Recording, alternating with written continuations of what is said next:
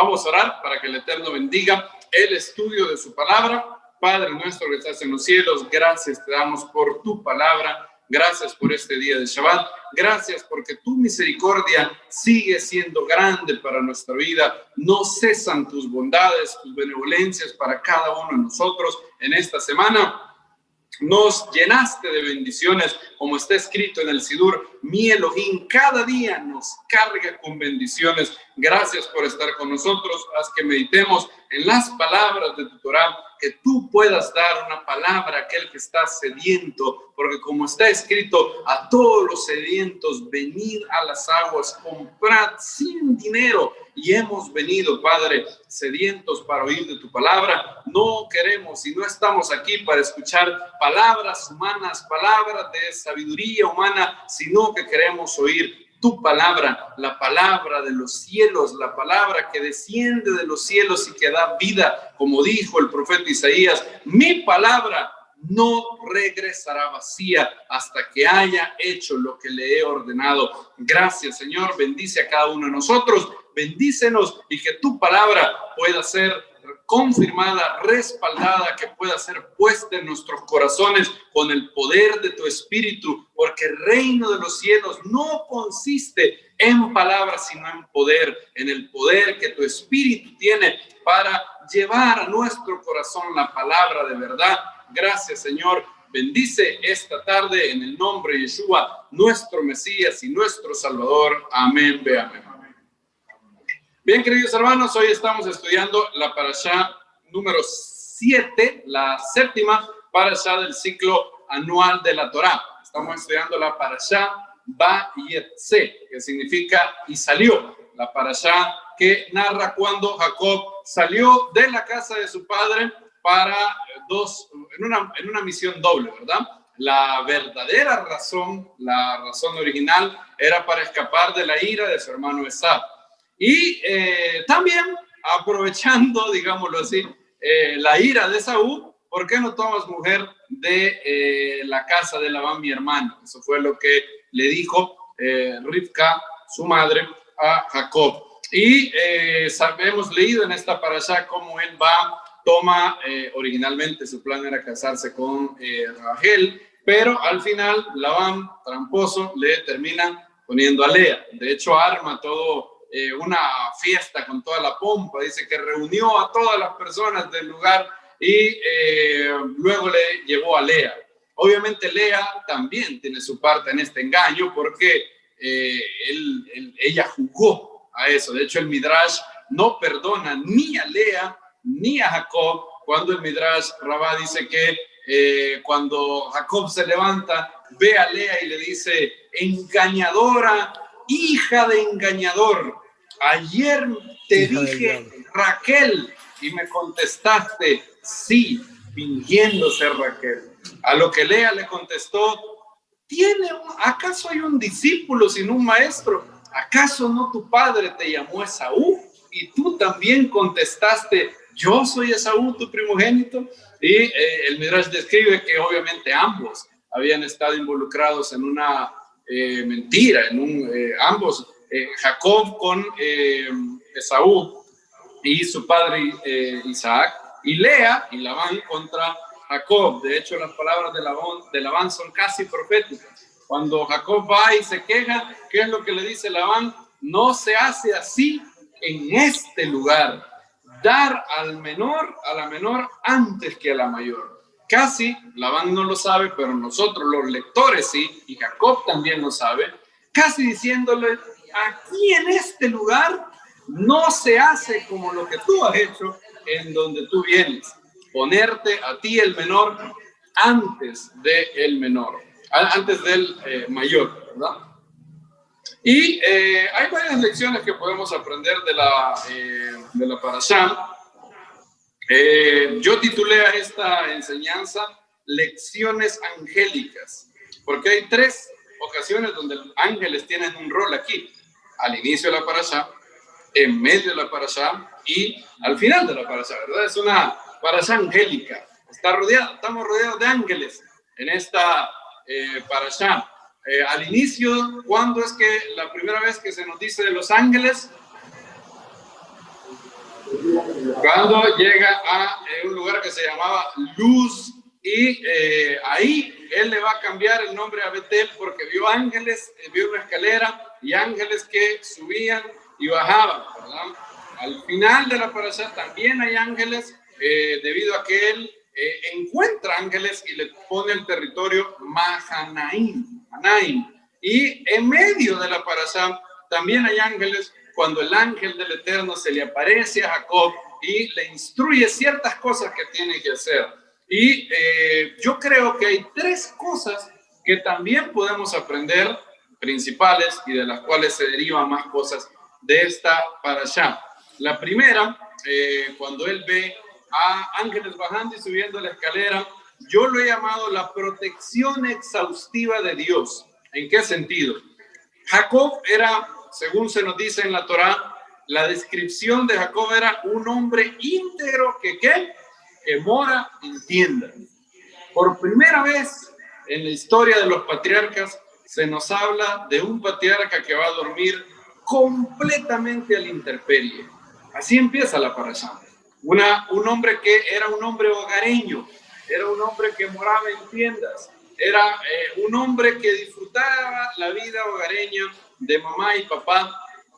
Tiene que huir, no porque él quiera, no porque él así lo desee, pero tiene que huir de la casa de su padre. Y dice el texto hebreo, Vayitga, se topó o se encontró. De hecho, el hebreo no es Vayabó, por ejemplo, que se utiliza la mayoría de las veces cuando dice y llegó o vino a un lugar, sino es Vayitga, un verbo raro. De hecho, no se menciona en esta forma verbal antes en la Torá hasta esta ocasión. Vayitga es algo como se encontró, de manera súbita.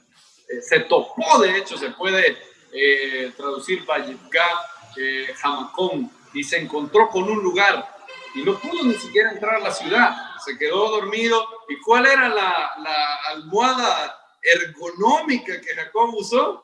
Una piedra, se puede imaginar, dormido en el pasto quizás, y solamente con una piedra. ¿Y qué pensó Jacob en aquella noche? Se puede imaginar qué pudo haber pensado. Muchas cosas debieron haber pasado por su mente.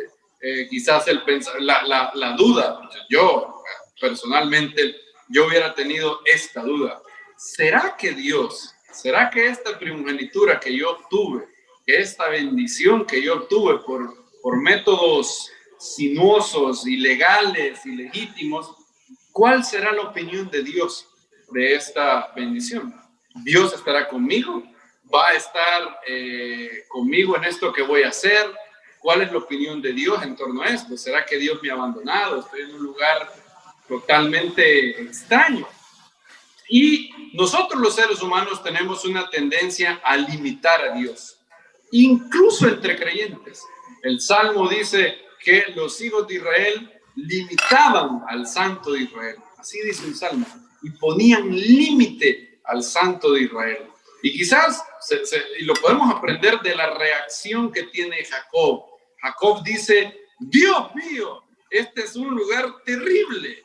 Esta es casa de Dios y es puerta de los cielos. ¿Por qué tanta sorpresa? Podemos preguntar, ¿acaso Jacob no sabía Jacob que Hashem era omnipresente, que estaba en todo lugar?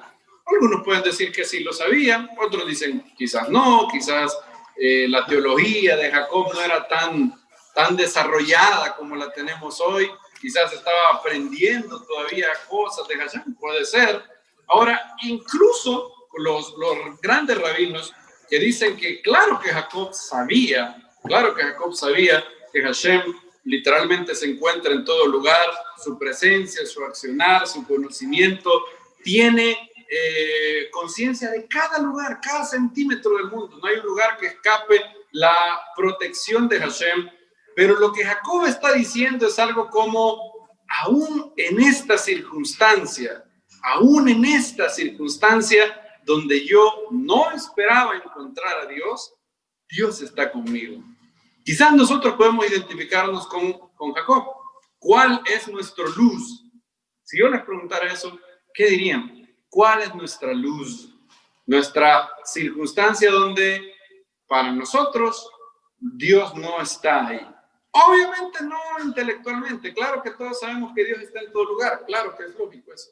Simplemente muchas veces nuestro corazón no lo cree. Por ejemplo, si tenemos una terrible crisis económica a la cual pensamos que no saldremos de ahí, nosotros llegamos, algunas veces podríamos llegar subliminalmente, inconscientemente, a dudar que el Eterno está ahí en esa situación con nosotros. Podemos pensar que ahí no llega el Eterno. Ahí en esa circunstancia no está Él. Nos abandonó. Estamos a nuestra, ¿cómo decían antes? Pues no decían a la buena de Dios. Estamos a la deriva. Sí, estamos como un barco a la deriva. Dios no está con nosotros. Y tendemos a limitarlo.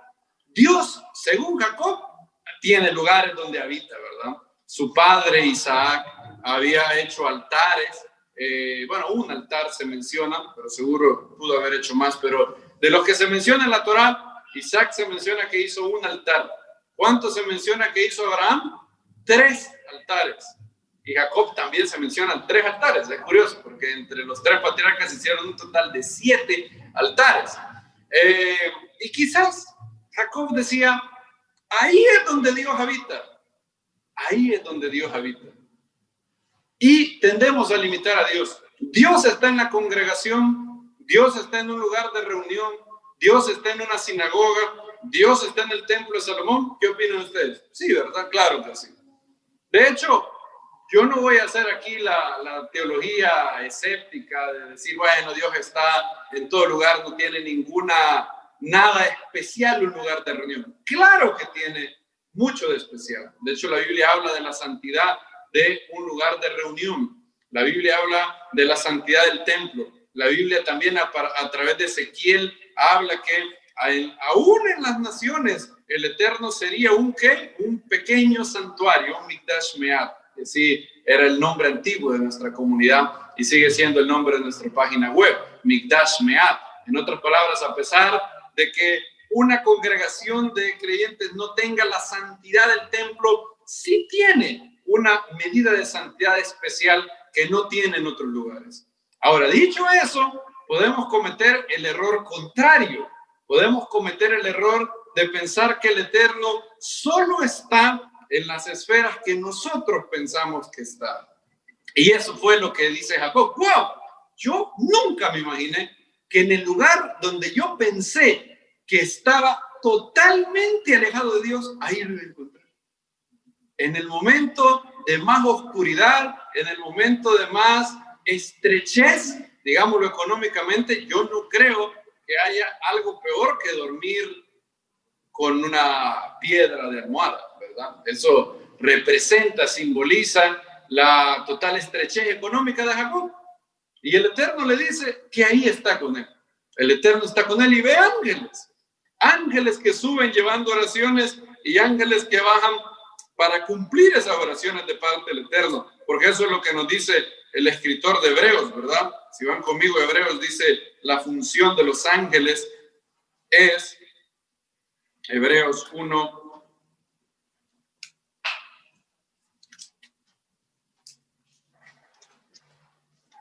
Hebreos 1:14, hablando de los ángeles, dice, no son todos espíritus ministradores enviados para servir a favor de los que serán herederos de salvación. Los ángeles son espíritus ministeriales enviados para servicio a favor de los santos del Eterno. Para eso son los ángeles. Esa es una de las funciones que los ángeles tienen. Por eso en el Kabbalah Shabbat se acostumbra en el pueblo judío de hacer el canto Shalom Aleichem, ¿verdad? Para darle la bienvenida a ángeles que llevan en cada Shabbat para bendecir la casa, para bendecir a la familia, porque son ministros a favor de aquellos que han heredado salvación.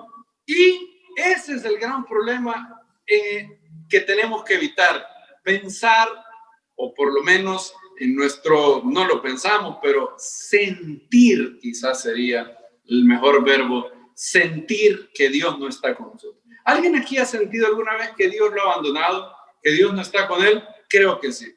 Creo que todos llegamos a sentir en alguna etapa de la vida o en alguna faceta de nuestra vida que Dios no está, que Dios simplemente se olvidó de nosotros, que Dios está en otro lugar, pero no aquí. Dios no está aquí con mi almohada de piedra. Dios no está aquí en mi crisis. Dios no está aquí en mi enfermedad. El Eterno no está aquí en mi soledad. Nadie me puede ayudar, estoy solo. Una de las máximas mentiras del enemigo es: nadie puede ayudarte. Otra es: no le digas a nadie porque nadie puede entenderte. ¿Han tenido ese pensamiento? Nadie puede. Imagínense la arrogancia de nosotros. Nosotros, el enemigo nos lleva a creer que nuestra mente debe de ser la mente más dotada del mundo, porque nadie nos puede entender. Nadie. Es decir, ni Isaac Newton, nadie nos podría entender.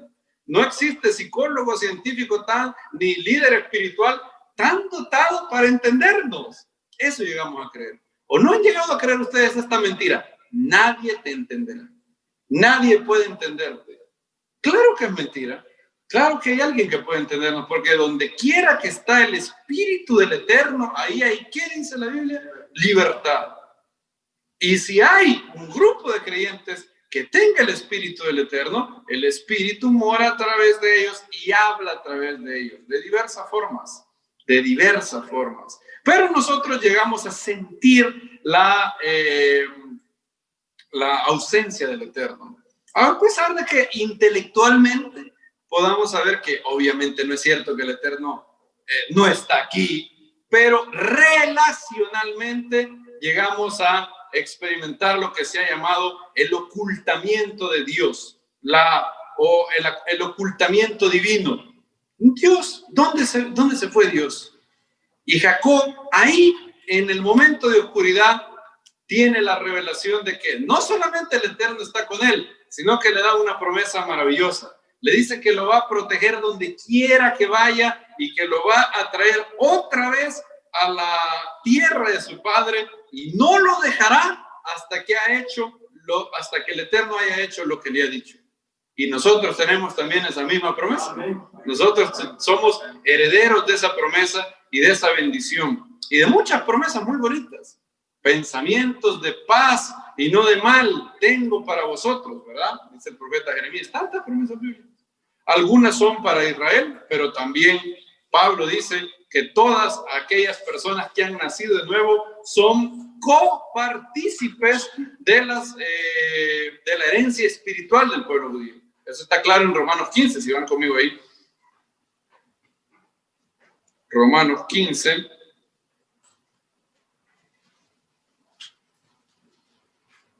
...27 dice: pues les pareció bueno a los gentiles de Macedonia y Acaya, y son deudores a ellos, a los creyentes judíos de Jerusalén, porque si los gentiles han sido hechos partícipes de sus, ¿qué dice? Bienes espirituales, deben también ellos ministrarles de los materiales. En otras palabras, la herencia espiritual del pueblo judío, también un creyente no judío en Yeshua tiene parte en toda su herencia espiritual. ¿Cuál herencia espiritual? Bueno, Espíritu del Eterno, vida eterna, tener una relación activa con Hashem, cercanía, la guía del Espíritu. Podríamos listar muchas bendiciones espirituales que el pueblo de Israel tiene prometida en la Biblia, ¿verdad? Y nosotros como Jacob debemos darnos cuenta que no importa la oscuridad, siempre el Eterno está con nosotros.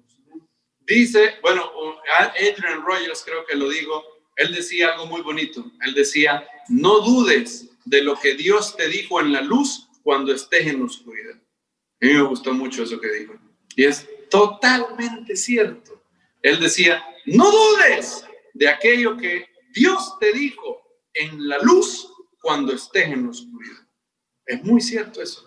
Porque en los momentos de luz no hay dudas. Ahí lo creemos todos, ¿sí o no? En los momentos cuando el Eterno nos habla de una manera innegable la palabra. Es más, ¿cuántas veces han dicho esto ustedes? Nunca más voy a dudar de esto. ¿Han dicho eso alguna vez ustedes? Nunca más voy a dudar de tal promesa del Eterno. Ustedes quizás dudaban de que, qué sé yo, que el Eterno proveía de manera poderosa, Y un buen día alguien les escribió un cheque de $500,000. Bueno, 500 o $1,000, no $500,000, sino ya no tendría mucho dinero. De $500 o $1,000 o qué sé yo. Y dijeron en aquella oportunidad, ahora sé, así como Jacob, que el Eterno está conmigo. Y dijimos, seguramente lo dijeron. Bueno, quizás no, quizás solo yo he hecho eso. Y dijimos, no vuelvo más a tener dudas de esto. ¿Sí o no? ¿Quiénes están conmigo en esto? Bien, Baruch Hashem. ¿Y qué pasó? Eso el Eterno nos lo dijo en la luz. ¿Cuándo es que lo dudamos? Cuando nos viene la siguiente oscuridad, la siguiente prueba. Y nos llegamos a odiar a nosotros mismos, porque eso nos juega en contra. El maligno recuerda esa promesa y nos dice, tú dijiste, y vos sos el mismo loco que dijo que nunca más ibas a dudar de esto. Y nos vuelve a decir eso, ¿sí o no?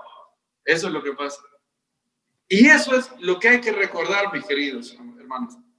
No hay que dudar de lo que Dios nos dijo en la luz cuando estemos en la oscuridad, porque el Dios de la luz es el mismo Dios de la oscuridad, es el mismo Dios de Israel. Es más, Él creó la luz en medio de las tinieblas en el libro de Génesis.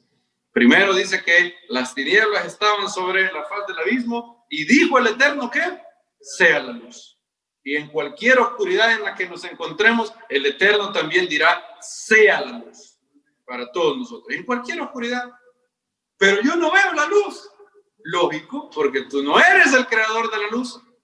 ¿Quién dijo sea la luz? El Eterno. ¿Quién dirá sea la luz? El Eterno dirá eso. ¿Cuál es tu parte? No dudes. Repítanlo conmigo. No dudes lo que Dios te dijo en la luz cuando estés en la oscuridad. Porque ahí es donde dudamos. Nunca vamos a durar en la luz. Eso no. Claro, eso es lógico, ¿verdad? Y nosotros tendemos a limitar a Dios. Por ejemplo, Dios habla a través de los profetas. Claro que sí. Pero también habló a través de Necao, el rey pagano. Es más, ¿a través de quién le habló a Bilam? A través de una burra. Saben que yo creo firmemente que el Eterno me ha hablado en más de una vez a través de un programa de televisión. Ustedes me van a... aquel día creo que hablábamos con Aura de eso. Y le compartí, creo que ella me compartía eso también. Y yo creo firmemente que sí. Además, ¿ustedes creen que Dios puede gobernar? Es más, se lo voy a poner así. A mí el Eterno me ha hablado, creo yo, no, ya perdí la cuenta, pero creo yo que 4 o 5 veces a través de un programa de televisión. ¿Cómo sé yo que fue el Eterno? Mire, ¿cuáles son las probabilidades de que yo estaba pasando una situación específica y específicamente en un día, en el día que yo necesitaba, el Eterno sobrenaturalmente o providencialmente alineó las circunstancias para que yo no estaba viendo yo el programa, de hecho, sino que estaba yo en el lugar donde estaban viendo ese programa y en el programa dijeron algo que era específicamente la palabra que yo necesitaba, no que quería oír, sino que necesitaba oír, y el Eterno me confirmó totalmente en mi espíritu que eso venía de él. Ahora, si yo estuviera como estaba el patriarca Jacob, yo diría, no, Dios no puede hablar a través de la televisión. ¿Qué estoy haciendo yo? Poniendo un qué al Eterno, un límite. No, Dios no puede hablar. Dios te puede hablar a través de la Biblia. Y esto no es quitarle la santidad a la Biblia. Claro que no. No estamos diciendo con esto, bueno, ya no lea la Biblia. Prenda la tele y espera que Dios le hable. No, obviamente no. Obviamente el medio primordial por medio del cual el Eterno nos habla es a través de las Escrituras y del Espíritu del Eterno y en oración. Lo que yo estoy diciendo es que no es bueno limitar al Eterno diciendo que está aquí pero no allá. Cuando está con nosotros, cuando todo va bien, la gente piensa que el Eterno está con ellos. Generalmente, si a alguien le va bien en la vida, ellos pueden decir, bueno, el Eterno me ha bendecido. Tenemos la misma sensación cuando todo está mal, cuando estamos durmiendo a la intemperie con la almohada ergonómica de piedra, quizás no. Y lo limitamos. Decimos, está en este lugar, en estas circunstancias, pero no en otras que son inesperadas, ¿Creen ustedes que fue inesperado esto? Claro que fue. Jacob no se levantó aquel día pensando que el día iba a terminar como terminó. Todo fue inesperado. De hecho, él estaba cómodamente en su casa cuando Ribca llegó y le propuso el plan, ¿verdad? ¿Y cómo terminó el día? ¡Wow! Terminó convulsionado, terminó horrible.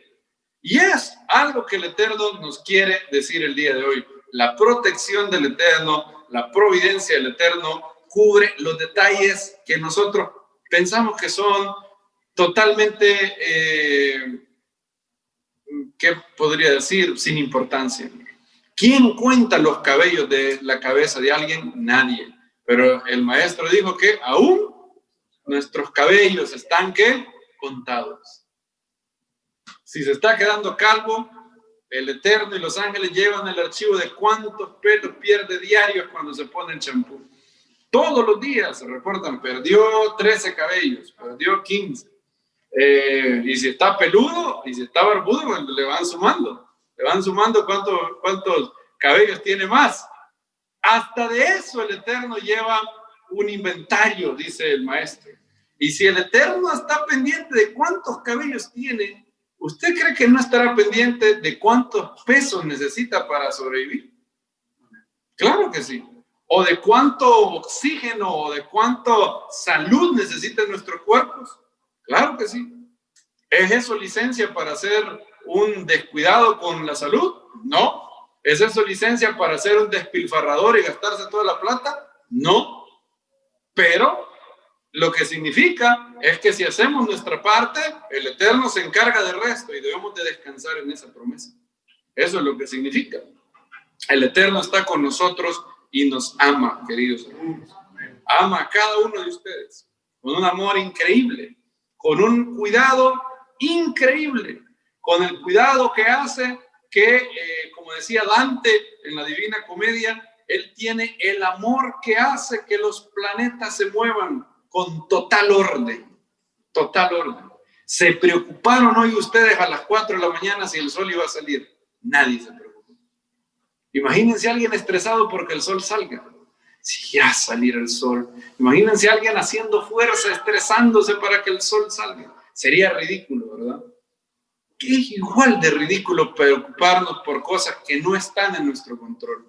Los filósofos estoicos dividían la vida o los acontecimientos en dos cosas.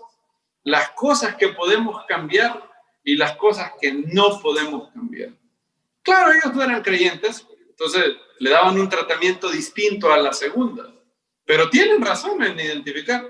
¿Hay cosas que podemos cambiar, sí o no? Sí podemos. ¿Hay cosas que no podemos cambiar? Hay cosas que no. ¿Qué tenemos que hacer con las que podemos cambiar? Bueno, hacer lo nuestro. Y si no podemos cambiar algo, debemos de estresarnos por eso. Para nada. Tenemos que dejárselo a aquel que dice en la Biblia que podemos dejar toda nuestra ansiedad porque Él tiene cuidado de nosotros. Él tiene cuidado, no tendrá, tiene cuidado de cada uno de nosotros, en cualquier circunstancia. Yo no sé cuál es la circunstancia, cuál es la ciudad luz de nuestra vida. No sé cuál es la almohada de piedra de cada uno de nosotros. Las circunstancias donde decimos, toqué fondo, estoy tan mal que hasta una piedra me va a servir de almohada. Y ahí el Eterno se nos revela. Generalmente, las ocasiones donde hay más oscuridad es cuando el Eterno nos habla de manera más específica, de manera más poderosa. Entonces, claro, no quiere decir eso que amamos estar en problemas, pero hay que reconocer que incluso los problemas vienen del Eterno. Amén. La segunda circunstancia, la segunda enseñanza que nos da esta parashá es el ángel mostrándole a Jacob cómo trabajar para su casa, ¿verdad? Se recuerdan que hay una visión donde Jacob, el ángel, le muestra que los carneros que están con las ovejas son todos de una dimensión. Y de esa visión, Jacob hace un acto simbólico. ¿Qué era lo que hacía él con las palas? Las ponía en el abrevadero, ¿verdad? Y miren lo que dice, es algo bien curioso, lo que la Biblia dice cuando él habla con Lea y con Rachel. 31:6. Y esto es una lección, es una enseñanza de la Biblia muy práctica, muy concreta, muy importante para nosotros.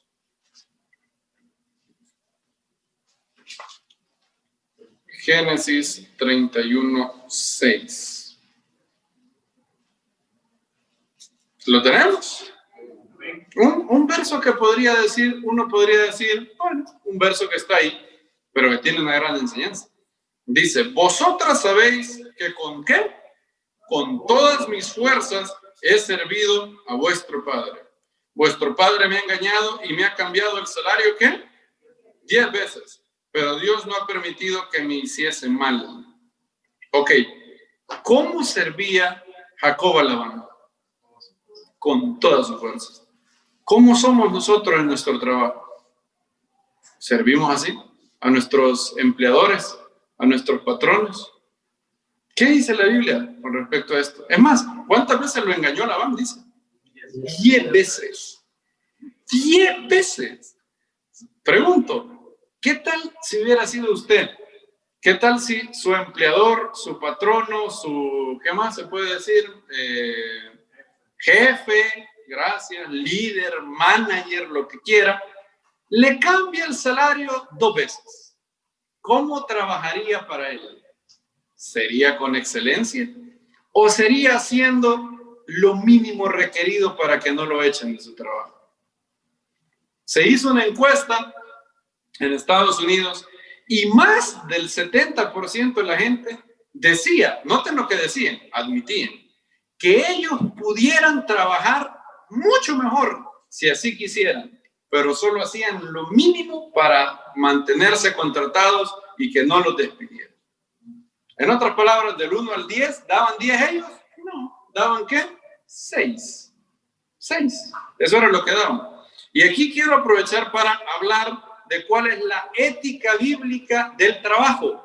¿Qué es lo que la Biblia enseña sobre el trabajo? Es más, vamos a ver 10 cosas que la Biblia enseña sobre el trabajo. 10 cosas rápidas que la Biblia enseña sobre el trabajo. El primero, más importante, diría yo, es que los que trabajamos para un patrono deben de trabajar con el mismo esmero, con la misma integridad, como si el Mesías fuera nuestro jefe.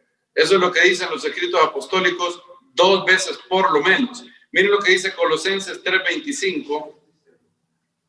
Dice así. Colosenses 3:25. 3 del 23 al 25.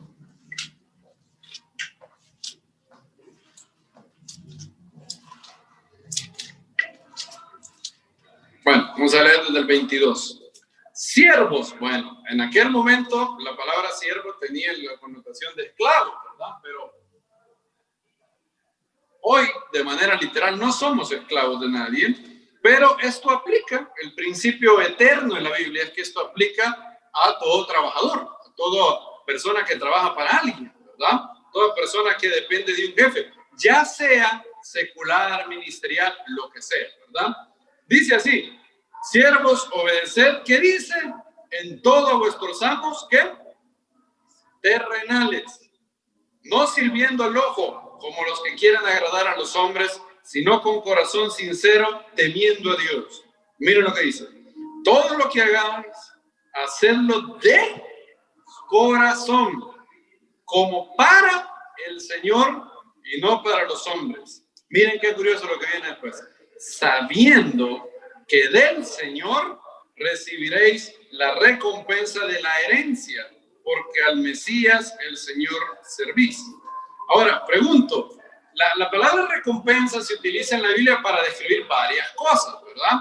También la palabra herencia. Se puede hablar de la herencia de los santos de luz, el Mesías viene pronto y ¿su qué dice que viene con él? Su galardón viene con él. Ahora, en este versículo, ¿a qué se refiere la palabra herencia? ¿A qué se refiere la palabra recompensa? ¿A qué? ¿A bendiciones? Ok, ¿qué más? ¿De qué habla el versículo? Retribución económica, ¿verdad? retribución monetaria, retribución laboral.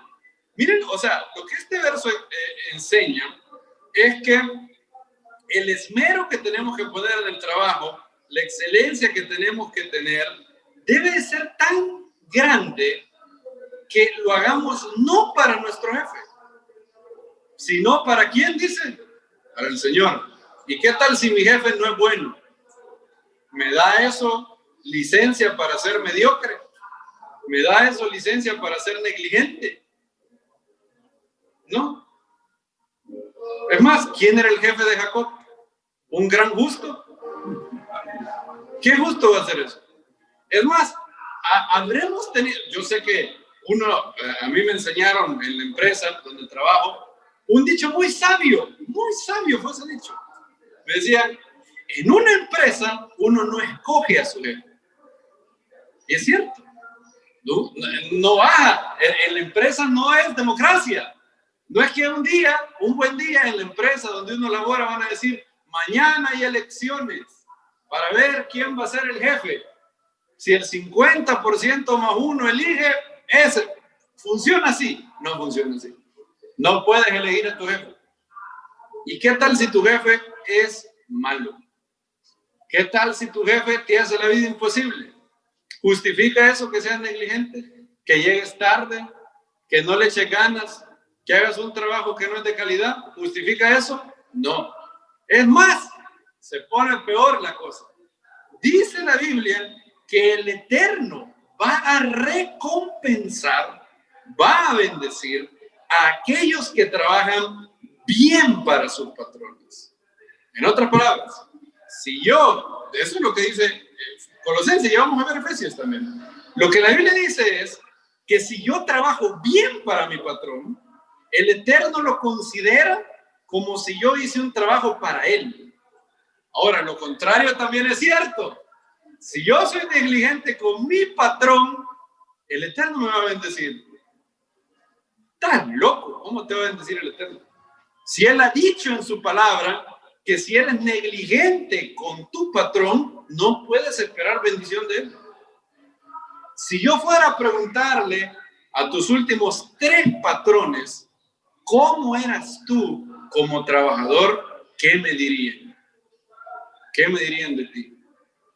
Me dirían, uy, no, hombre, fue una pérdida cuando se fue de nuestra empresa o de nuestro negocio.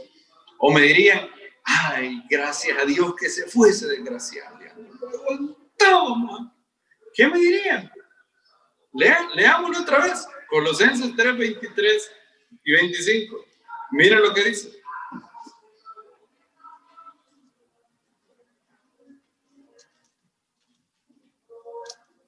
Colosenses 3, 23.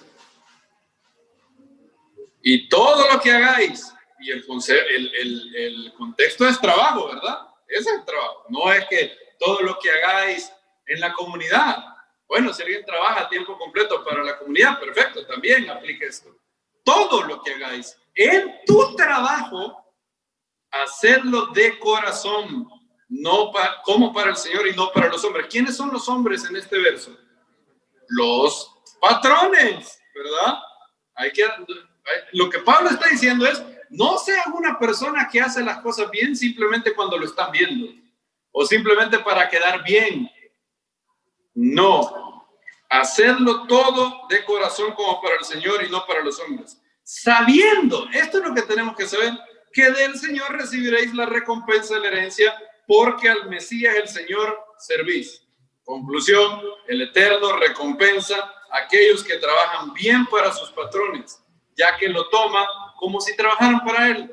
Lo contrario es cierto, aquel que es negligente, es decir, véanlo así, si yo tengo un jefe malo, si yo tengo un jefe que no es muy bueno, y yo pienso que eso me da derecho de llegar tarde, aquí tenemos en El Salvador una palabra, chambón, ¿verdad? No sé si eso también es así en Colombia o en México, pero alguien chambón es alguien mediocre, alguien que hace un trabajo como mal hecho, a medias.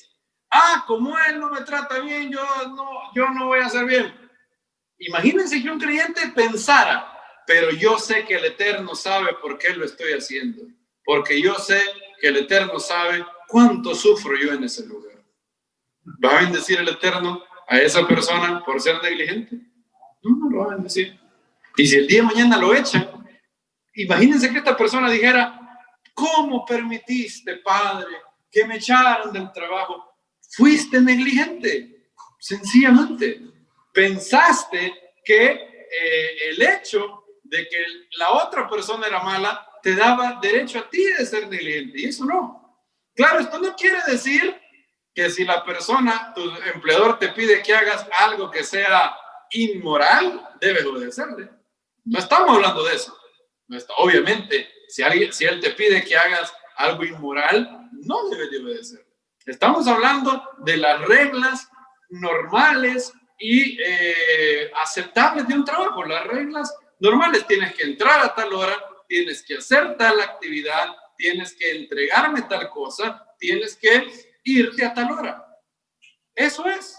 Y la Biblia dice que del Señor tendremos la recompensa si eres un buen trabajador para tu empleador. Miren lo siguiente que dice la Biblia. La Biblia dice que el que no trabaja, que no coma.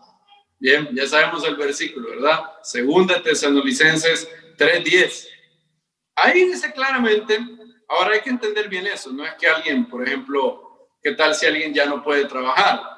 Yo estoy totalmente de acuerdo con el doctor Ketriel, que el verso habla de una persona que quiere trabajar, pero no puede trabajar. No al revés. Una persona que no quiere trabajar, pero puede. No, al revés, ¿verdad? La Biblia habla de la persona que él quisiera trabajar, pero no puede. ¿Por qué? Bueno, quizás está un poco entrado en edad y ya no tiene la edad para trabajar. Bueno, este verso no aplica a él. O alguna enfermedad le impide trabajar. Es decir, alguna carencia física, alguna enfermedad, o cualquier circunstancia negativa, el cielo lo prohíba, le impide trabajar, le impide proveer para sus necesidades. Este verso no habla de él. Este verso habla de aquel vago, de aquel haragán que pudiera trabajar, pero no quiere. Y dice Pablo, literal, 2 Tesalonicenses 3:10, dice así: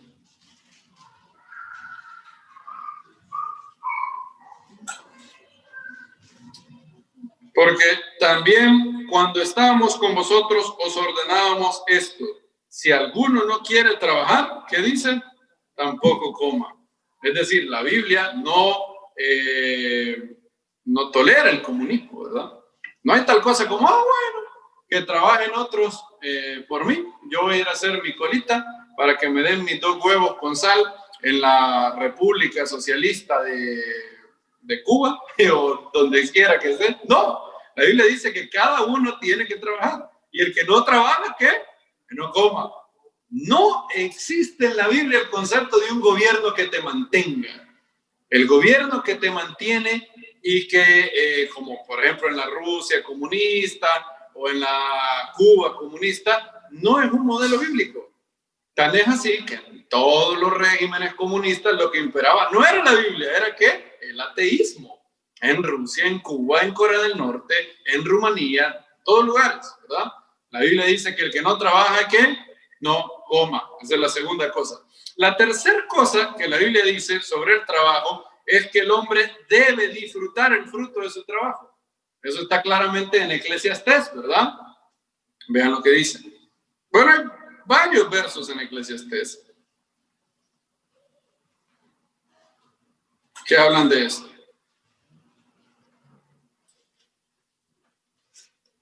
Por ejemplo, Eclesiastés 9:6, 9:7 dice: anda, come tu pan con gozo, bebe tu vino con alegre corazón, porque tus obras ya son agradables a Dios. Hay otros versos que dicen también lo mismo, que el don de Dios es que un hombre trabaje y que disfrute, ¿verdad? Lo que él hace. Son muchos los versos que hablan de eso.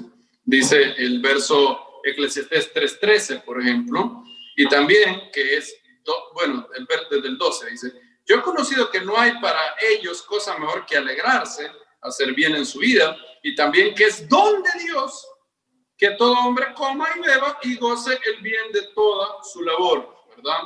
En otras palabras, y aquí vamos a ver que la Biblia presenta un balance, porque luego la Biblia dice otra cosa que pareciera contradecir a esta, pero no hay contradicción alguna. La Biblia dice que si alguien trabaja, debe disfrutar del fruto. Una vida ahorrando y vivir, como dicen por aquí, tirado a la desgracia, no es una vida de Dios. No es una vida de Dios. Es más, Salomón dice que él conoce un mal terrible bajo el sol. Aquel hombre que pasa trabajando y trabaja y ahorra y se muere. Y llega otro que ni hizo nada, no es sabio, nada, y se lo comió todo. Bonito. Pasó ahorrando, y el otro compadre se fue un mes al Decameron y se lo acabó todo. Miren qué bonito. Por eso dice Salomón que eso es un mal terrible, y que él lo veía.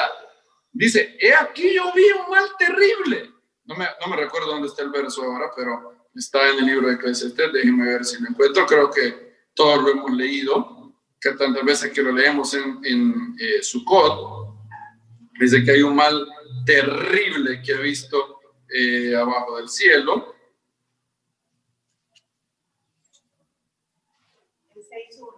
6.1. Veamos, hermano.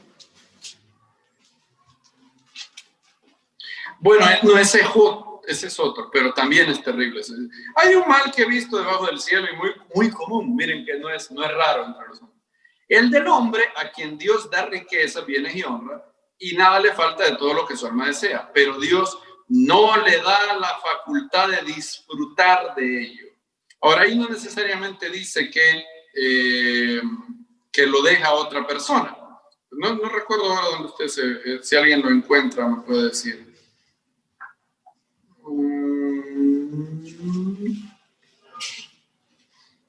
Hay algo similar a lo que quiero decir en el verso 2:18, por ejemplo, dice, asimismo aborrecí todo mi trabajo que había hecho debajo del sol, el cual tendré que dejar a otro que vendrá después de mí. Y quién sabe si será sabio o necio el que se enseñoreará de todo mi trabajo en que yo me afane y en que ocupe debajo del sol mi sabiduría. Eso también es vanidad. Y pues, luego dice que el hombre... porque ¿qué tiene el hombre todo su trabajo y de la fatiga de su corazón con que se afana debajo del sol? Pero todos sus días no son sí dolores y sus trabajos molestias. Aún de noche su corazón no reposa. Esto no es más que vanidad. Bueno, el 4.8 también dice, está un hombre solo y sin sucesor, que no tiene hijo ni hermano, pero nunca cesa de trabajar, ni sus ojos se sacían de sus riquezas, ni se pregunta, ¿para qué trabajo yo? Y defraudo mi alma del bien. También esto es vanidad y duro trabajo.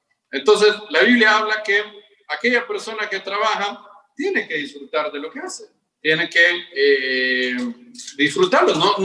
No va a vivir ahorrando toda la vida. Ahora, miren qué curioso. La Biblia habla de otra cosa, porque un extremo puede ser vivir una vida para ahorrar y tirarse a la desgracia. Eso es algo terrible, dice Salomón. Ahora, 5:10. No, ¿qué dice el 5? Bueno, el que ama el dinero no se saciará de dinero. El que ama el mucho tener no sacará fruto.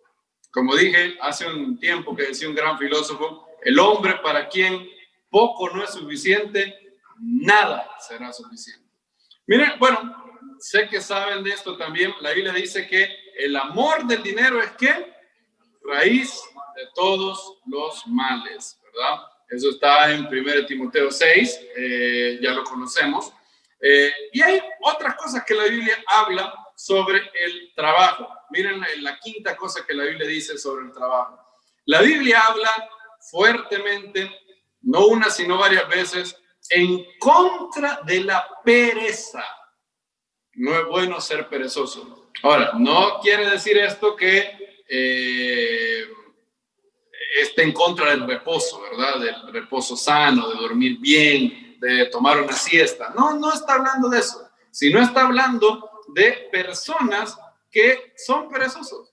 No les gusta trabajar. Miren lo que dice la Biblia. Conocen el famoso proverbio 6, el proverbio de la hormiga, ¿verdad? Este es un buen proverbio para poner ahí en su cuarto. Proverbio 6. Lo vamos a leer desde el 6 al 11. Dice, ve a la hormiga, oh perezoso. Mira sus caminos y sé sabio. No vayan a ver a la hormiga y de tanto verla ya vayan a quedar dormidos. No. Salomón dice, ve al hormiga, oh perezoso. Mira sus caminos y sé sabio. Miren la hormiga, qué sabia, dice. La cual no teniendo capitán, ni gobernador, ni señor. En otras palabras, la hormiga no tiene nadie que le dé órdenes, no lo hace porque tiene un jefe, sino de motivación propia. Prepara en el verano su comida y recoge en el tiempo de la siega su mantenimiento. Perezoso, ¿hasta cuándo has de dormir? ¿Cuándo te levantarás de tu sueño? Un poco de sueño, un poco de dormitar y cruzar por un poco las manos para reposar. Así vendrá. ¿Qué vendrá? Tu necesidad como caminante y tu pobreza como hombre armado. Si alguien hace del sueño su amigo y se levanta tarde, y ese es su modo de vida, si dan las 12, dan las 11 y está dormido, bueno, la Biblia no promete que va a tener riquezas. No he encontrado un solo verso bíblico que diga, duerme mucho y las riquezas llegarán a tu casa. ¿Han visto ese? No, yo no lo he visto. En ningún lugar he visto en la Biblia que la Biblia prometa prosperidad al que duerme mucho, al perezoso. No hay tal verso en la Biblia. Hay un verso en la Biblia que dice que a su amado el Eterno dará el sueño, ¿verdad? El Salmo 125, si mal no recuerdo. Pero ese habla de personas que están estresadas y que no logran dormir de tanto estrés. Y dice, si Hashem no construye, ¿qué dice? En vano trabajan los edificadores. Pero eso es otro contexto. Eso no quiere decir, ay, mira, hermano, yo me levanto a las 12 porque en mí se cumple el versículo que el Eterno a su amado le da su sueño. ¡Estás loco! ¿Cuál su sueño? Eso no es. La Biblia dice que un poco de sueño, un poco de dormitar. Si Salomón hubiera escrito el proverbio en nuestro tiempo, diría, después de que suene la alarma, le pones volver a sonar. ¿En cuánto tiempo le ponemos? 5 minutos más, 10 minutos más. Otra alarma del iPhone más, otro snooze más a la alarma. ¿Y qué dice Salomón? Así vendrá tu necesidad, como caminante. Ahí va a llegar. Y tu pobreza como hombre, ¿qué? Armado. ¿Cómo entra un hombre armado? Violentamente y aunque no le guste a uno, ¿verdad? ¿A quién le gusta que le llegue la pobreza? A nadie. Así como no le gusta que llegue un hombre armado. Cuidado con la pereza. Creo que el catolicismo llegó a catalogar la pereza como un pecado capital, ¿verdad? Yo no sé si será pecado capital, yo no creo. Para el judaísmo hay 3 pecados cardinales, 3 pecados capitales. El asesinato, la fornicación y la idolatría. Yo no creo que... ¿Perdón? Sí, de esos 3, ¿verdad? Sí. De pereza. Bien. Pero lo considera pecado capital. Sí. Sí, correcto. Por eso, yo no creo que sea pecado capital, pero sí creo que es pecado. Pecado en el sentido de que estás atentando contra tu vida también, ¿verdad? Es un pecado porque el Eterno mandó a que la gente trabaje. Sexta cosa que el Eterno dice que la Biblia dice sobre el trabajo. La Biblia alaba a los trabajadores diligentes. Eso también está relacionado con lo que ya dijimos al inicio, ¿verdad? Que aquella persona que es diligente para con su jefe será bendecido, dice Pablo. Vamos a leerlo. Proverbio 10:4. Miren lo que dice la Biblia sobre el diligente. Proverbios 10:4 dice, la mano negligente que hace empobrece, mas la mano de los diligentes enriquece. La Biblia no promete riqueza al que no tome en serio su trabajo, al que es haragán. Mira el otro, Proverbios 13:4 dice lo siguiente.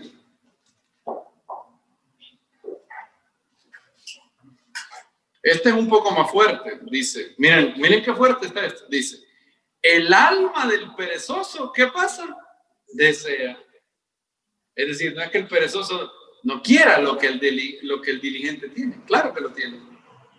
La gente quiere los resultados del exitoso, pero no quiere pagar el precio del exitoso. Es ahí el problema. Tú quieres mi bendición, pero no quieres pagarte lo que yo me pagué. Ese es el problema. Miren lo que dice la Biblia. El alma del perezoso desea. ¿Cuál es su tragedia? Nada alcanza. Mas el alma de los diligentes será prosperada. Pablo lo dice esto también. Solo que Pablo aclara. Ya sabemos en los proverbios que el alma del diligente será prosperada. ¿Qué es lo que Pablo dice? Que incluso si tu patrono no es el mejor patrono del mundo, no te importe eso. Tú trabajas como ¿para quién? Para el Señor.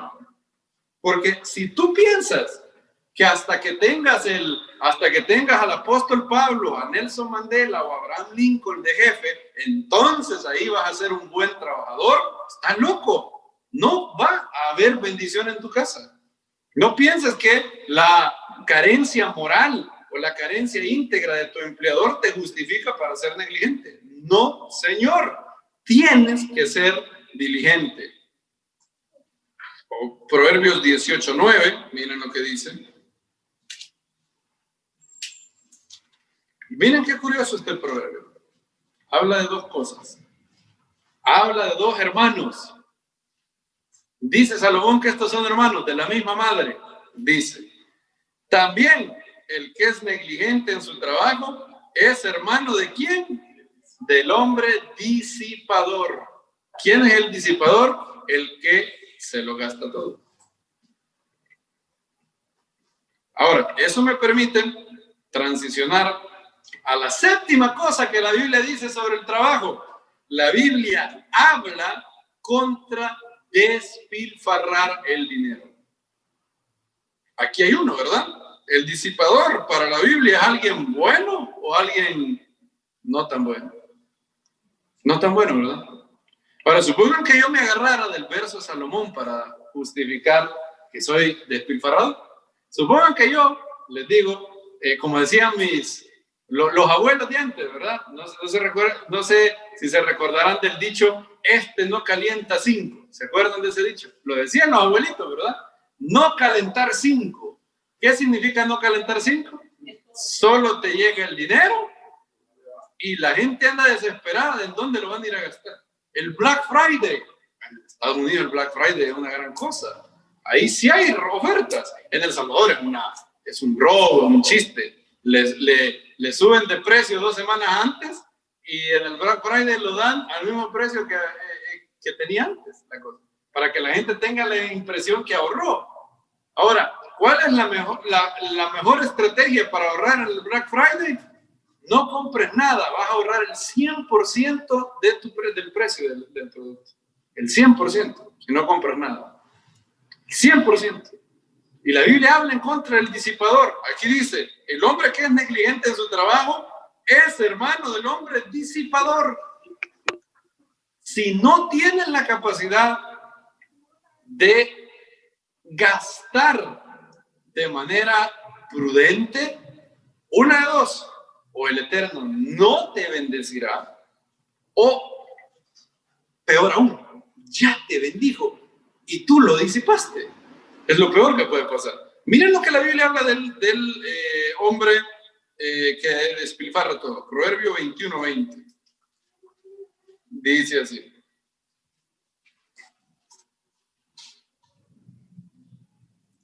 Miren cómo dice este proverbio. Dice, tesoros preciosos y aceite hay en la casa del sabio, mas el hombre insensato todo lo disipa. Póngalo así en lenguaje latinoamericano del siglo XXI. El hombre insensato todo se lo gasta. Todo lo gasta. Si fuera argentino, el nombre sería Gastón. Así sería el nombre de él. Todo lo gasta. Le llegan $10, anda afligido en dónde va a gastar esos $10. Como que el otro dicho de los abuelos era le hace estorbo. ¿Cómo decían antes? Le hace estorbo el dinero. Como que esto de tener dinero en la bolsa no le gusta. No está contento hasta que lo gastó. Y la Biblia, noten que, fíjense qué curioso el balance de la Biblia. Exquisita la Biblia para tener balanza. Yo soy un fiel creyente en que Maimónides dijo una gran verdad cuando dijo que en la mayoría de los rasgos del ser humano lo correcto está en el hombre intermedio, en el hombre que no es ni un extremo ni el otro. Porque el mismo hombre que escribió Proverbios escribió Eclesiastés. Entonces, miren qué curioso. La Biblia dice que tenemos que pasar ahorrando la plata todo el tiempo sin disfrutar nada. No. Eclesiastés dice que eso no, que el bien de Dios es que el dinero lo utilicemos para disfrutarlo, comer, beber y disfrutar. Pero la misma Biblia dice que el otro extremo es igual de dañino. Imagínense que alguien basándose en Eclesiastés dijera, bueno, la Biblia dice que yo me tengo que gozar en el fruto de mi trabajo. Entonces, supongan que esa persona nunca ahorra. Supongan que esa persona se lo gasta todo. ¿Estaría él siendo bíblico? No, porque la Biblia dice que el hombre insensato en nuestra cultura actual es una palabra suave. Insensato casi. Bueno, en El Salvador ocupamos la palabra insensato. Nunca he oído a alguien, qué insensato eres. No, se oye. Es muy suave. Ahora, insensato en la Biblia es sin seso, sin cerebro, descerebrado, tonto, necio. ¿Quién es alguien insensato para la Biblia? Alguien que sabiendo lo que es correcto, sigue haciendo lo que es incorrecto. Alguien necio, alguien que no oye consejo. Y la Biblia no promete. Es decir, yo no puedo agarrarme de las promesas del Eterno, de prosperidad, de Filipenses 4:19 y decir, el Señor cumplirá, suplirá todo lo que os haga falta conforme a su riqueza en gloria para ser disipador. Yo no puedo decir, bueno, aquí tengo el dinero, me lo voy a gastar porque Hashem, de todas maneras, Hashem ha prometido darme dinero, ¿sí o no? Sí, pero Hashem ha dicho que si te lo gastas todo, eres un tonto. Entonces Hashem es el Dios de ambos versículos bíblicos. Ni uno ni el otro. Ni pasar ahorrando toda la vida y no disfrutar nada. Ni tampoco, es decir, ahorrarlo todo y ahorrar nada es igual de tonto. Igual, bueno, de cuando en vez un gustito, listo, perfecto. Listo, no hay problema. Pero también el otro es un problema, ser disipador. No calentar 5, como decían los abuelos de antes. Miren lo que dice la Biblia, sigamos. La Biblia promete una guía especial en el trabajo para las personas que tengan una cualidad.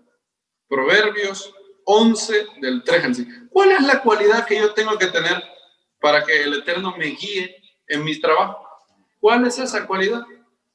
Proverbios 11, 3, 5. Miren qué bonito. Aquí está la cualidad que alguien debe de. Si usted no tiene esta cualidad, será una persona errática en los negocios. Andará de aquí para allá como Caín. Nada, va a poner un circo y los enanos le empiezan a crecer. Todo le sale mal. Miren lo que dice. Proverbios 11, 3. Miren cuál es la clave. La integridad de los rectos, los encaminará. Hay otras versiones que dicen los guiará, pero destruirá a los pecadores, la perversidad de ellos. No aprovecharán las riquezas en el día de la ira, mas la justicia, otra vez se habla de integridad, libra de la muerte. Miren lo que dice. La integridad del perfecto o del hombre íntegro, o la justicia del íntegro. ¿Qué pasa? ¿Qué hace la integridad? enderezará su camino. Mas el impío, por su impiedad, ¿qué? Caerá. Si usted anda metido en negocios chuecos, no importa el dinero que haga de ese negocio chueco. Tarde o temprano, ese dinero no le servirá de nada. Ni verá en dónde se le fue ese dinero. Y aquí es donde entra también el balance bíblico, ¿verdad? Debemos de obedecer a nuestros jefes, sí, siempre y cuando ellos no nos pidan algo inmoral. Si ellos nos piden algo inmoral, en ese momento yo debo de obedecer a la autoridad superior, el Eterno. Aunque me puedan echar, sí, sin problema. Aunque me pueda ganar problemas, sí. Aunque en el mediano, corto plazo se vea que esa decisión de ser íntegro me va a acarrear muchas dificultades, sí. Aquí no dice la Biblia que la sagacidad del hombre le enderezará el camino. No dice la inteligencia. Dice ¿qué cosa? La integridad. Si alguien es íntegro, tarde o temprano, por muchos problemas que pueda tener, el Eterno lo levantará. ¿Significa eso que no sufrirá? Probablemente sí sufrirá. José, su integridad enderezó su camino, ¿sí o no? ¿Fue inmediato? ¿Qué inmediato va a ser? Por ser el hijo preferido, lo venden. Por no acostarse con la mujer de Potifar, ¿qué ganó? Una lujosa cárcel. Pero él se mantuvo siendo íntegro. Y al final el Eterno lo levantó. En cambio, las personas en los negocios, todo aquel que tiene como Dios al dinero, hará lo que sea por dinero. Y si le dicen que se meta en un negocio chueco, lo hará, pensando que con eso podrá ayudar a su familia. Y no, lo que ha traído sobre él es una maldición. Su casa, sus finanzas estarán malditas. Y podrá pasar años con la maldición. Me he inventado yo esa maldición. No, está en el libro de Zacarías. ¿Se recuerdan que el profeta Zacarías vio un rollo así que entraba en las casas? ¿Contra quién era esa maldición? Contra el que juraba en vano y contra el que robaba. Es decir, todo dinero mal habido, ¿qué lleva a las casas? Maldición. Ahí miren lo que dice el impío por su propia impiedad caerá. Es decir, aquel que piensa que en aras de enriquecerse se vale hacer un negocio chueco, ese mismo negocio chueco será su ruina. Eso dice la Biblia. Pero la integridad, miren lo que la justicia del perfecto enderezará su camino. Pero yo no sé qué quieres que haga, Hashem. Sigue siendo íntegro. Y si eres íntegro, el Eterno mismo se encargará de enderezar tu camino. Eso otra vez la Biblia lo promete. Y ahí vamos a la octava cosa que la Biblia dice, que tenemos que poner toda nuestra confianza en el Eterno para nuestro trabajo. Proverbios 3, del 5 al 10. Este verso aplica para toda la vida, para toda área de la vida, pero en el contexto habla del trabajo. Dice, miren lo que dice, Proverbios 3:5. Fíate del Eterno, ¿de qué? De todo tu corazón. Y no te apoyes en tu propia inteligencia. No, pero es que este negocio va a salir bien. Yo ya lo tengo todo calculado. Y es un negocio bueno, es un negocio íntegro. No, sí, que me va a dar tanto dinero. Eso es lo que estoy preguntando. Dice la Biblia, fíate del Eterno con todo tu corazón. Reconócelo en todos tus caminos. ¿Y qué va a hacer Él? Él enderezará tus veredas. No seas sabio en tu propia opinión. No seas necio. Como decía mi mamá, no seas cuerudo. No seas terco. Dice, teme al Eterno y ¿qué? Apártate del mal. Porque será medicina a tu cuerpo y refrigerio a tus huesos. ¿Y cuál es el resultado? Honra al Eterno con tus bienes y con las primicias de todos los frutos. Serán llenos tus graneros con abundancia y tus lagares rebosarán ¿de qué? De mosto. Tus lagares rebosarán de mosto. ¿Para quién promete eso la Biblia? Para aquel que pone su confianza en el Eterno.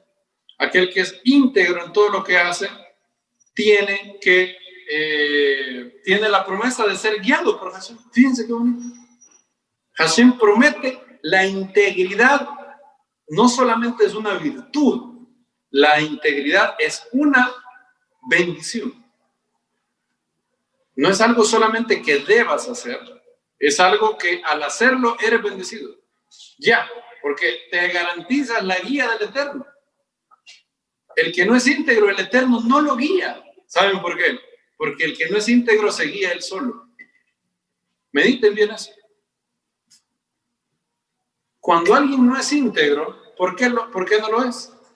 Porque él, teniendo las cosas correctas, dice, no, yo sé mejor.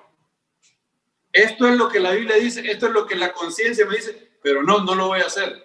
¿Quién es la guía de esa persona? Él mismo. ¿Va a guiar a esa persona a Hashem? No lo hará. ¿Cómo lo va a hacer? Si él es el que sabe más. En cambio, el que es íntegro dice, yo creo que lo mejor es esto, pero la Biblia dice que no lo puedo hacer. Entonces el Eterno dice, ahí hay un hombre que quiere que yo lo guíe. Yo lo guiaré. Y eso fue lo que hizo José. Estamos aprendiendo hoy, hermanos. Amén. El que es íntegro, su integridad lo encaminará. ¿Cuánta maldición económica hay para las personas que no son íntegras? Mucha.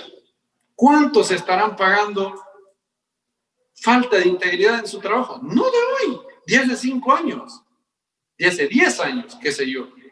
¿Cuántos? El día de hoy es un buen día para decidir nunca hacer nada que no sea ético en nuestro trabajo. Yo he tenido varios jefes. ¿Cuántos jefes he tenido en 10 años donde yo estoy?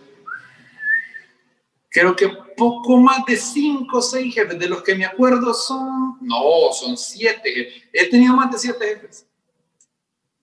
¿Saben qué sabían ellos? Los 7. No lo sabían porque yo se los decía. ¿Saben qué? Cuando a mí me tocaba cambiar de jefe a jefe, los jefes, mi jefe previo, cuando me iba a pasar al siguiente jefe, le decía lo siguiente. Le decía, este chavo es muy bueno en lo que hace. Muy bueno. Aquí este tipo es bueno, súper pro. 2. Pero mira, lo único que hay que darle unos permisos para unas fiestas que tiene, una fiesta judía rara que tiene, te va a pedir como una suerte de 7 permisos. Y no le hables en sábado. En sábado no te va a contestar el teléfono. Ni te gastes. Le puede hablar el presidente, él no te va a contestar. 4, nunca miente. No le puedes decir que mienta. Una vez, además, varios jefes me han dicho, yo sé que vos no mentís. Me dice. Yo sé que vos no mentís, me dice. 3 de ellos me han dicho eso, literalmente. No porque yo no se los he dicho.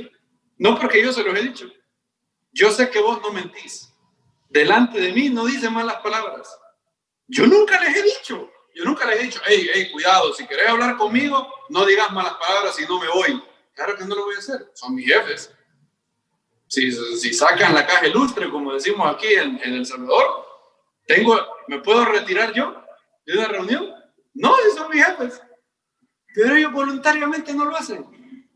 Uno de ellos me dijo, vos sos la razón por la cual después de tantos años volví a leer la Biblia. Y yo no se lo digo para que digan, ay, qué bueno el hermano, es San Isaac Aquino. No. ¿Saben por qué se lo digo? Porque para mí esto no es nada extraordinario. Para mí yo no les estoy diciendo una cosa que, qué va. No, es la cosa de cualquier creyente. Yo lo veo básico esto, pero me da mucho dolor en el corazón que hay creyentes que no lo ven básico, lo ven como un nivel de un súper creyente. No. ¿O ustedes creen que estos proverbios Salomón los dijo así como que para los súper israelitas estos son los... No, lo dice como sabiduría normal. Última cosa, no menos importante, como dirían los anglosajones, last but not least, lo último en orden, pero no lo último en importancia. La Biblia dice que debemos ser generosos con lo que el Eterno nos da. Proverbios 11:25 dice lo siguiente.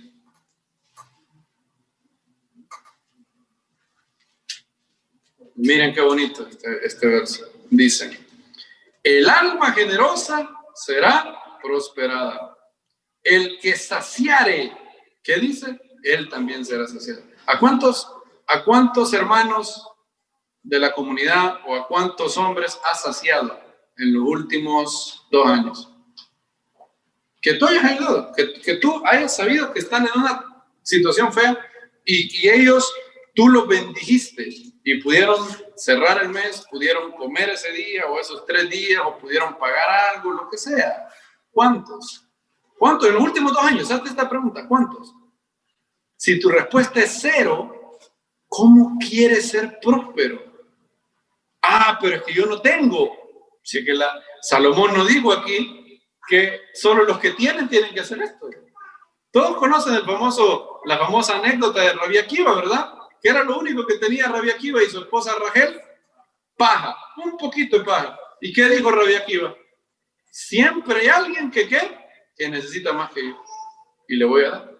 El que sacie será saciado. No ha saciado nadie. Bueno, empieza a buscar dónde sembrar. Lo primero es el diezmo, obviamente. Desde que empecé a trabajar el 1 de marzo del 2010, y los que están aquí son testigos míos, desde que yo empecé a trabajar el 1 de marzo del 2010, nunca ha habido un mes sin que yo diezme. Nunca. No se me ocurre en mi vida sin diezmar. No se me ocurre a esta comunidad. Y aparte del diezmo, ¿cuánto dinero estás apartando para dar a otros? C.S. Lewis, el gran C.S. Lewis decía, si tenemos un estilo de vida donde no apartemos dinero para dar a otros que están más necesitados, se me ocurre que estamos reteniendo el dinero que Dios nos da, decía él. Se me ocurre, decía él. 2 Corintios 9:11 dice lo siguiente.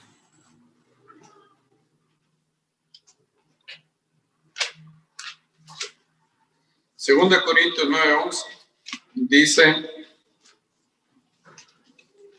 el que da semilla al que siembra y pan al que come, proveerá y multiplicará vuestra sementera y aumentará los frutos de vuestra justicia, para que estéis enriquecidos en todo, para toda liberalidad, la cual produce por medio de nosotros acción de gracia. ¿Saben a quién es la persona que Dios enriquece? Al que sabe que va a dar con liberalidad a otros. Si Él conoce tu corazón y sabe que no vas a ayudar a más personas, generalmente no te va a dar como te podría dar. Ahí dice, ¿verdad?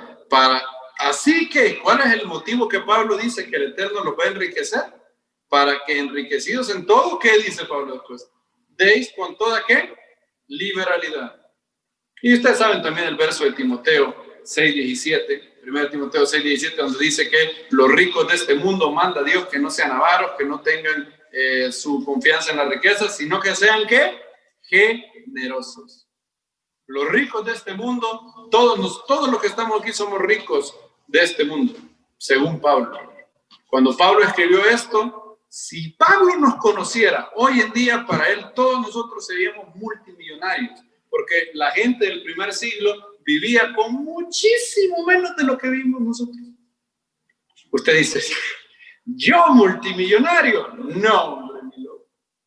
Le hubiera presentado usted al apóstol Pablo una refrigeradora y lo que hace, o tener la bendición de abrir un grifo y que salga agua, de no tenerla que ir a traer al río. O le hubiera presentado las cosas que tiene, 2 televisores, una casa. ¿Cuántas cosas? Todos los que estamos aquí somos ricos. ¿Cuántos dicen amén? Todos somos ricos. El único que no es rico es porque está limitado en su mente y aquel que no está conforme con su porción. Porque como dice el Pirkei Avot, ¿quién es rico? El que está contento con su porción. Y esta era lo que les acabo de leer, estos versos bíblicos, estos versos y otros, era la ética de trabajo que dio como resultado a la nación más rica, más próspera de la historia de la humanidad, los Estados Unidos.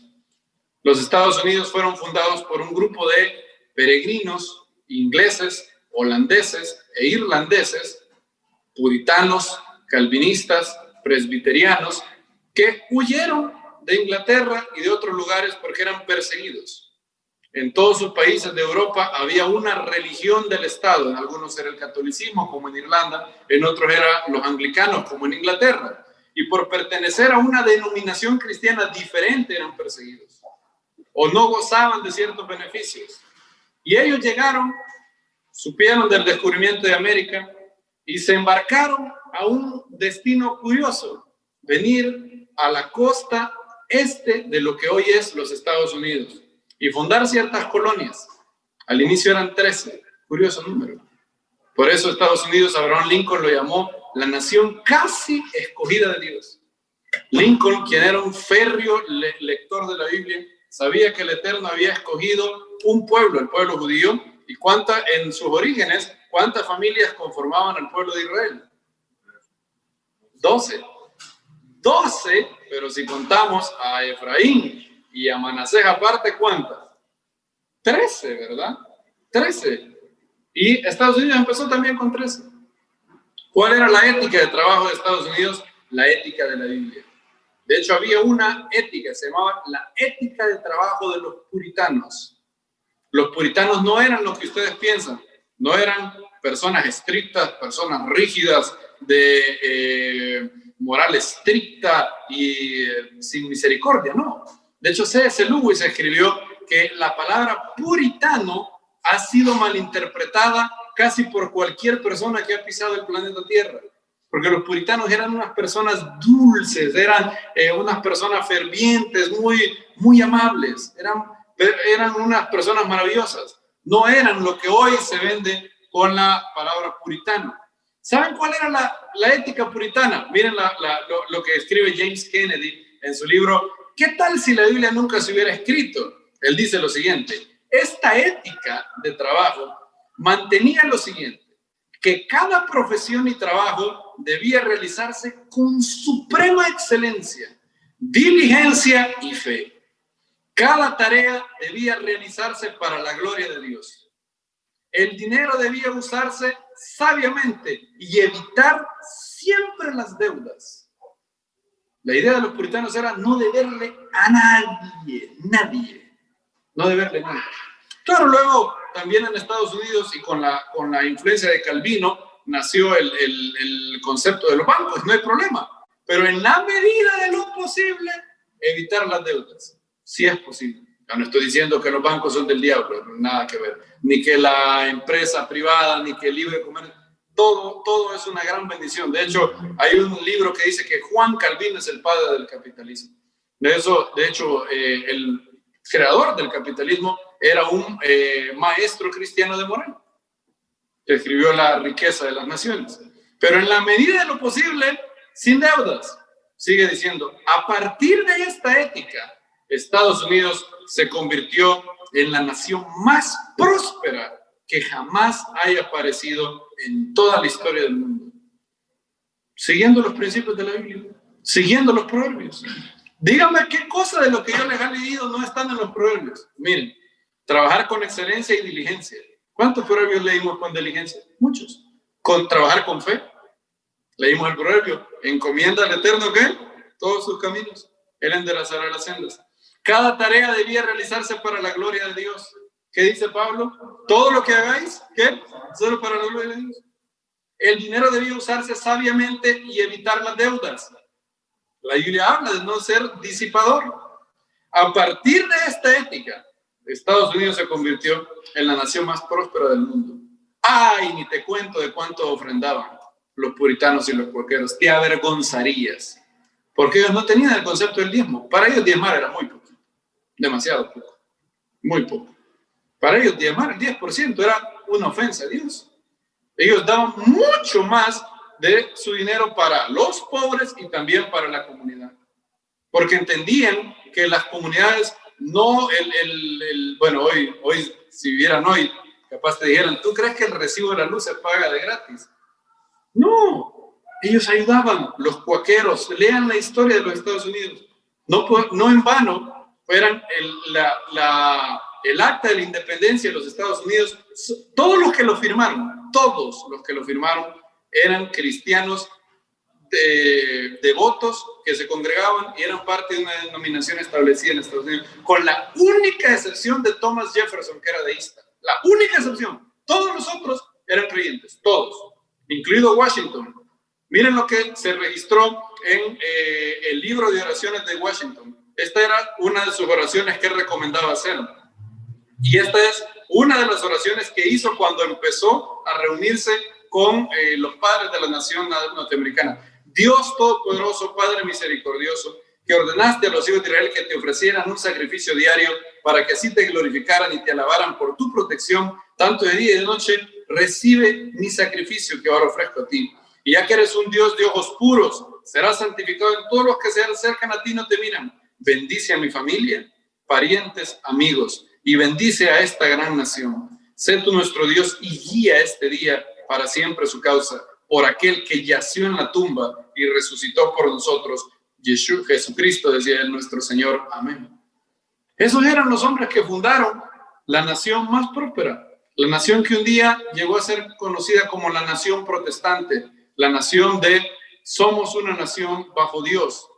Amo a Israel por ser el pueblo escogido y también tengo un gran amor por los Estados Unidos, por todo lo que Estados Unidos dio a Latinoamérica, porque es la nación de los Billy Graham, la nación de los William Lane Craig, la nación de los Daniel Lancaster, la nación que llevó la palabra del Eterno a tantas personas.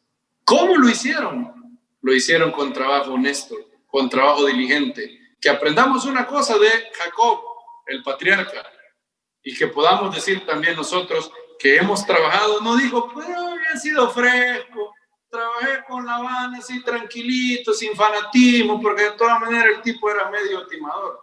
No. ¿Cuántas veces le cambiaron el salario? 10 veces. Aún así siguió trabajando diligentemente. No era lagán, no era disipador, y por eso el Eterno lo bendijo. La bendición del Eterno no es unilateral, no es que no tengamos que hacer nada. ¿Qué has hecho tú? Eso es lo que el Eterno nos dice el día de hoy. Y hay algo bien curioso. Al inicio de la parashá, los ángeles, estaba Jacob aquí, los ángeles se movían perpendicularmente a él, ¿verdad? Los ángeles subían por medio de ¿qué? De la escalera. Ahora, cuando Jacob vuelve, no hay más escaleras, ¿se han fijado? Ya los ángeles no están moviéndose de arriba abajo. ¿Cómo vienen los ángeles? Paralelamente. ¿Por qué? Rabbi Foreman dice que es como si fuera que Jacob es la nueva escalera. Ya los ángeles no. De hecho, en la visión de la escalera, pareciera que los ángeles ignoran a Jacob, ¿verdad? Los ángeles están en su cosa, en su negocio. ¿Qué están haciendo sus ángeles? Subiendo y bajando, subiendo y bajando.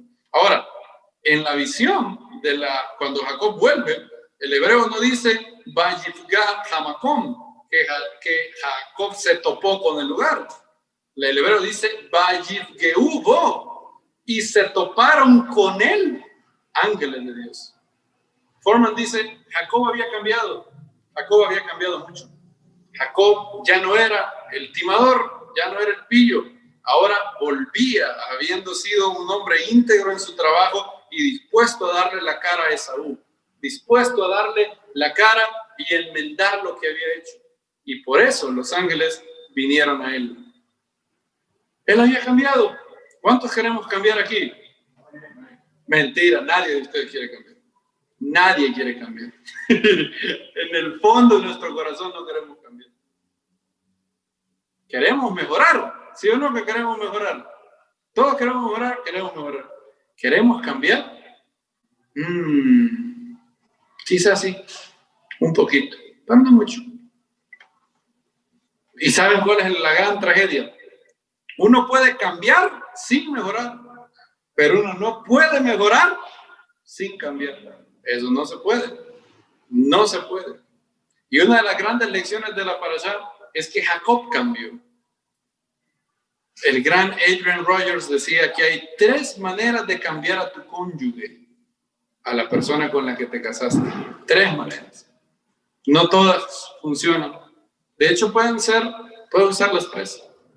La primera era aconsejar a tu cónyuge. ¿Se debe de hacer eso? Sí, claro. La Biblia dice que no hay que participar en el pecado del prójimo, sino que hay que razonar con él, ¿verdad?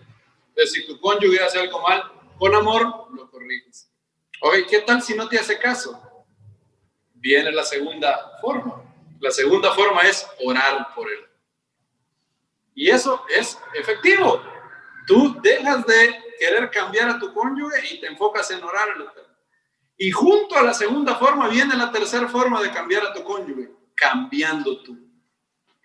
Ahora ustedes dicen, ¿cómo va a cambiar mi cónyuge cambiando yo? Si al final el que yo quiero que cambie es ¿quién? El otro. Yo no dije que el problema fuera yo. El problema es él o ella. ¿Por qué me dice usted, hermano, que tengo que cambiar yo? Díganme si Rogers no está en lo cierto cuando dice esto. Al cambiarte a ti mismo, puedes cambiar a otro, porque lo obligas a interactuar, a accionar ante otra persona diferente. ¿Sí o no que es totalmente cierto?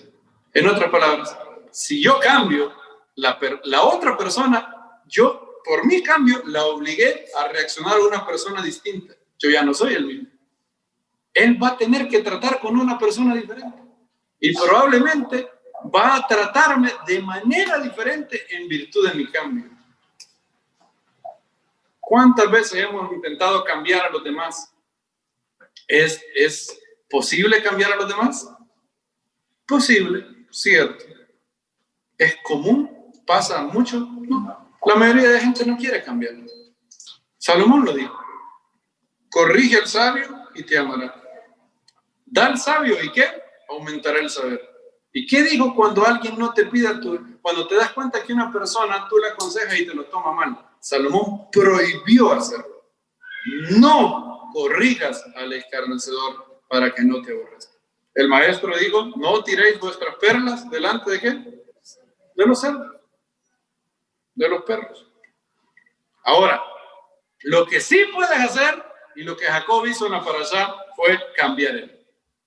Él no es el mismo Jacob que salió de Beersheba cuando volvió.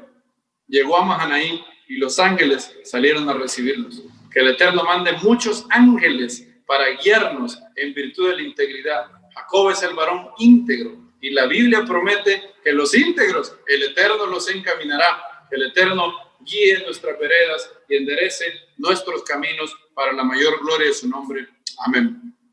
Padre, gracias por esta hora. Gracias por tu palabra, gracias porque la sabiduría eterna de tu palabra nos consuela. Te damos muchas gracias porque has hablado de nuestras vidas, has hablado de manera muy concreta en cosas que debemos cambiar. Queremos cambiar más, Padre, queremos ser cada vez mejores hijos tuyos y asemejarnos cada vez al varón perfecto que murió por nosotros, Yeshua, nuestro Mesías, en quien tenemos vida eterna, en quien tenemos herencia entre los santos y en quien hemos recibido la redención de nuestras almas. Gracias, Señor, por tu palabra. Gracias por la sabiduría que hay en ellas. Perdónanos si hemos sido negligentes en nuestros trabajos. Perdónanos si hemos sido disipadores. Perdónanos si no hemos administrado, si no hemos sido buenos administradores, buenos mayordomos de los bienes que nos has dado. Te damos muchas gracias y te pedimos que cambies nuestra vida, que hables a nuestro corazón, que nos des la fuerza, el espíritu, la templanza, el temple para poder cambiar y ser mejores hijos tuyos. Bendice esta semana, bendice